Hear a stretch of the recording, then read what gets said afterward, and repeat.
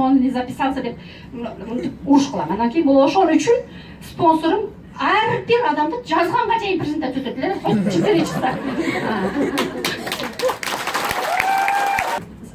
Презентация өтүп кеткенден кийин эми баягы диалог башталат. Бул сурайт: Икаят, мен сага канча жолу айтам, сколько раз я тебе повторяю, мен сага 1 саат мурун айт деп айтам дейт. Анан мен буга айтам: эгер мен адамды 10 мүнөт алдын тапкан болсом, мен ал келе атса, мен кантип, как я могу за час предупредить, если я его только нашла и идем деп айтат элем. Мен ушинтип алып келгем адамдарды, ушинтип. Силерде кандай, силерде аябагандай көп мүмкүнчүлүгүңөр бар да. Интернет. Азыр мурда биз бриллиантовый конференцияда бара турган болсок, интернет менен мынчалык развиваться этип кеткен эмес болчу. Ошон үчүн биз информацияны бриллиантовый конференциядан келет экен, анан бизге информацияны айтып берет экен деп бизди күтөт эле ал убакта. Азыр биз ал жакта болгон күнү бул жакта дагы сразу барып угат да, биз информация айтып келбейбиз. Информацияны мына наоборот өзүңөр бизге айтып берип атасыңар. Түшүндүңөрбү?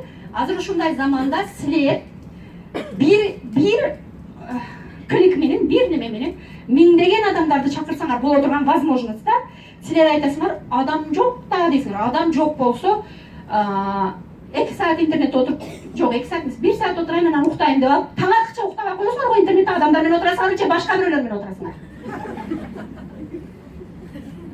Адамдарбы ошо интернетте иштегилер же башка бирөөлөрбү? Адамдын бир ушу жерде бир аябай сонун өзүбүздүн макалыбызды айтып коеюн. Эшектин жүгү жеңил болсо, значит кандайбыз? Дальше кетебиз. Анан презентация өттүк, анан уже күндө 2ден эмес, мен 4төн 5тен 6дан адам чакырып келет элем. Аябай мындай өзүмчө аябай сүйүнүп чакырып келет элем да.